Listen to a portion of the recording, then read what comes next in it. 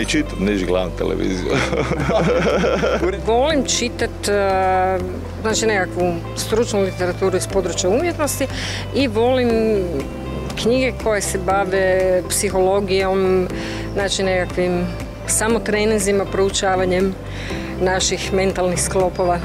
Pa čitam regionalu Varaždinaca, naše lokalne novine.